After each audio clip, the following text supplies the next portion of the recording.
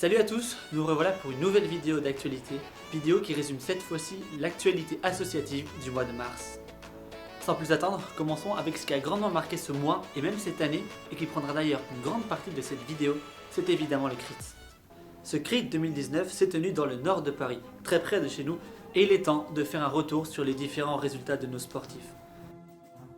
Comme il y a 2 ans, malgré le fait d'être le plus petit des IEP, Saint-Germain est celui qui a été le plus solidaire et celui qui aura récolté le plus de dons pour l'association ASF qui aide les femmes dans le besoin. Cela s'est joué de peu avec Lyon et Bordeaux, mais Saint-Germain est loin devant tous les autres et ramène légitimement CRIT-Ours à la maison. En plus de cette première place solidaire et CRIT, Saint-Germain a également remporté une nouvelle fois le prix du Fair Play. Une des grandes performances de ce CRIT Saint-Germanois aura été celle des PPL.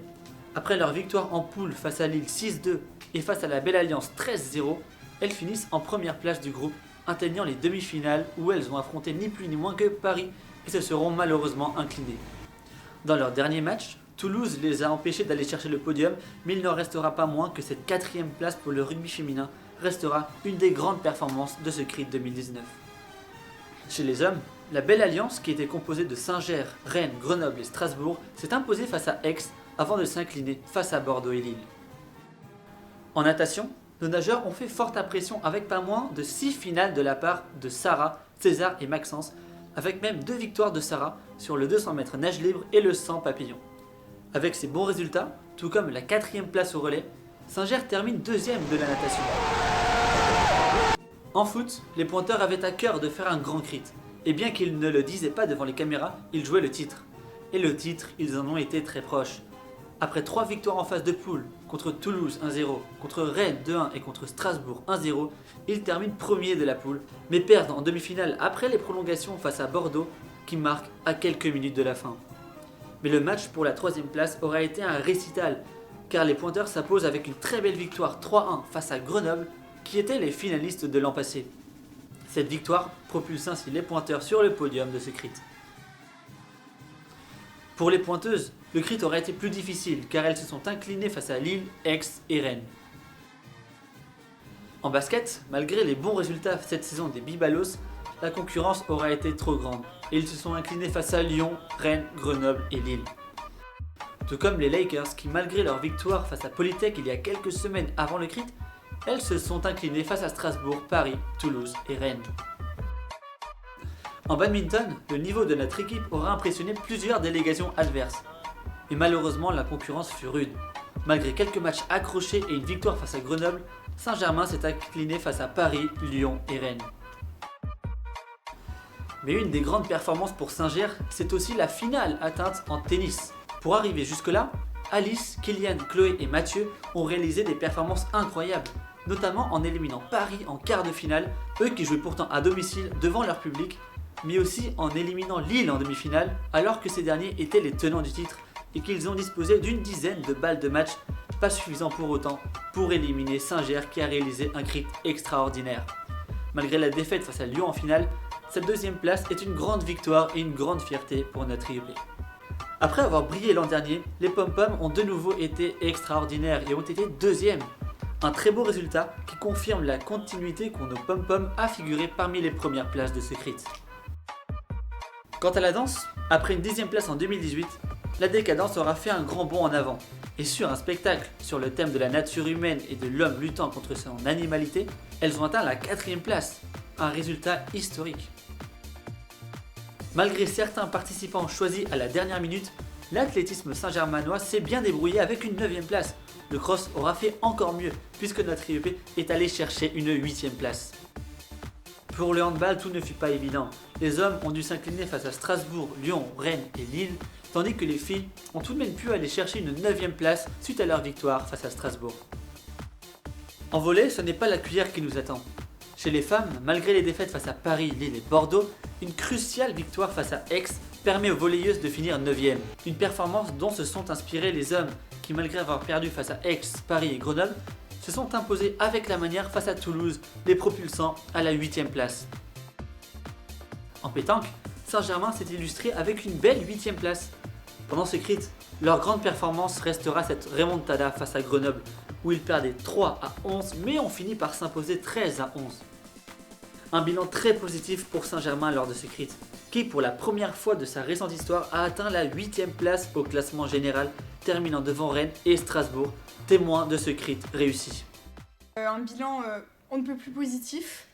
Je parle au nom du BDS et on est extrêmement fiers de la délégation. Déjà au niveau du sport, parce qu'on s'est démarqué dans pas mal de catégories. On s'est vraiment donné dans pas mal de catégories alors qu'on n'était pas du tout attendu au tournant, on était outsider la plupart du temps. Là ça fait 2 ans qu'on grimpe un échelon à chaque fois. L'année dernière on a donné la cuillère en bois à Rennes, cette année on passe devant Strasbourg, donc c'est très prometteur pour la suite. On a eu quelques problèmes à gérer, déjà les bus qui sont arrivés très en retard dès le premier jour, ce qui nous a fait rater la confrontation. Mais si je devais dresser le bilan, je dirais qu'on s'en est vraiment très bien sorti. En plus du sport, notre délégation a encore une fois prouvé qu'elle était exemplaire avec le prix du fair play et le prix Solidacrit, ce qui signifie qu'on a ramené Critours à la maison, voilà. Alors vous remarquez que c'est pas tout à fait le même que l'année dernière parce que Bordeaux l'a perdu. Voilà. On est extrêmement fiers et le BDS tient à féliciter tous les sportifs qui ont donné de leur énergie ce week-end et aussi les supporters qui ont donné de la voix parce qu'évidemment c'est important et sans eux il n'y a pas de crit. Une autre actualité qui a marqué ce mois de mars, ce sont les mobilisations de la part des étudiants et des associations de notre IEP sur le sujet de l'écologie et du climat. Tous les vendredis, des étudiants ont continué à manifester sur Paris pour le climat, mais la plus grande mobilisation s'est faite le 15 mars lors de la grève mondiale pour le climat. Une pétition lancée par CAST et signée par de très nombreux étudiants a permis l'annulation des cours ce jour-là. Opportunité qu'ont saisi CAST et les rencontres pour organiser une conférence sur le thème de l'écologie avec des acteurs divers mais tous concernés par cette cause commune. L'après-midi, ce sont plus de 70 étudiants de notre IEP qui ont participé à la manifestation mondiale pour l'écologie, témoin de la grande mobilisation des étudiants de Sciences Po Saint-Ger, au point même d'apparaître dans différents journaux télévisés. Une grande journée dont s'est félicité le cofondateur de CAST. Contre l'humanité. C'était très réussi, notamment sur tous les niveaux, quoi, que ce soit à Sciences Po et à Paris. À Paris, on était plusieurs dizaines de milliers, la place des Invalides était noire de monde. À Sciences Po, le matin, on a organisé une superbe conférence, en tout cas d'après les retours qu'on a. L'après-midi, on y allait tous ensemble, en tout cas 70 étudiants. Donc, sachant qu'on est environ 200 sur le campus, là, c'est quand même une grosse proportion des étudiants qui est partie en manifestation. Avec toutes les pancartes qui avaient été réalisées la semaine d'avant.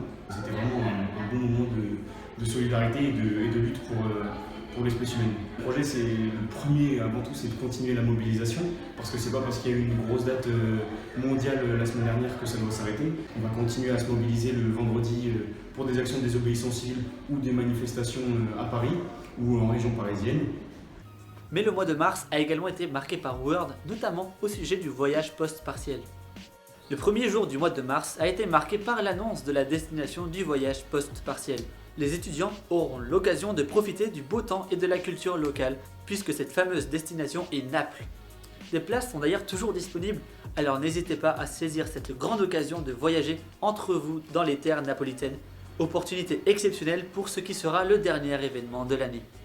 Et en mars, Word a également porté haut nos couleurs puisqu'a été célébrée la Saint-Patrick. Et ce n'était d'ailleurs pas la seule soirée du mois, puisque le BDE avait également organisé un nouveau afterwork, cette fois-ci sur Saint-Germain, au Ballon Rouge. Au mois de mars, il n'y a pas eu qu'une seule rencontre inter-IEP, car en effet, les associations féministes se sont elles aussi réunies. Lors d'un week-end avait eu lieu une réunion de toutes les associations féministes de Sciences Po de France lors d'un congrès qui avait lieu à Strasbourg. C'était l'occasion pour ces différentes associations de se rencontrer et de discuter des problèmes de discrimination existants dans les IEP et de trouver une solution pour les résoudre. Notre IEP aura réalisé de grandes performances sportives ce mois-ci, mais ce ne fut pas uniquement au crit. En effet, pendant sa 3e année aux États-Unis, Mao est tout d'abord devenue championne de Floride de boxe anglaise.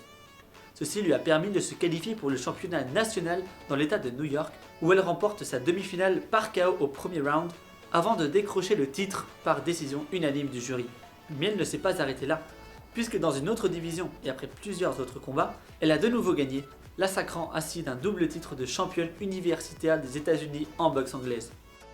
Après avoir été à Lille pour Artefact en février, en mars, les étudiants de Sciences Po Saint-Germain se sont de nouveau rendus dans les locaux de Sciences Po Lille, cette fois-ci à l'occasion du MUN. Pendant 3 jours, Fabrice, Elodie, Yasmine et Paul-Émile ont participé au MUN à Sciences Po Lille. Ils s'organisaient entre différents étudiants, sciences-pistes et internationaux venant de Strasbourg, Lille ou même de Tours, sur le thème de la crise de Suez. Ce MUN fut un grand succès, Yasmine obtenant même le titre de la Best Delegate. Et ce mois de mars a également été l'occasion pour le Ciné Club de projeter un nouveau film. C'était le 19 mars dernier et il s'agit de Mommy, grand film de Xavier Dolan, récompensé par les Césars comme meilleur film étranger en 2015. Voilà, c'est tout pour ce mois de mars. On se retrouve le mois prochain en avril pour une nouvelle vidéo de la vie associative de l'IEP.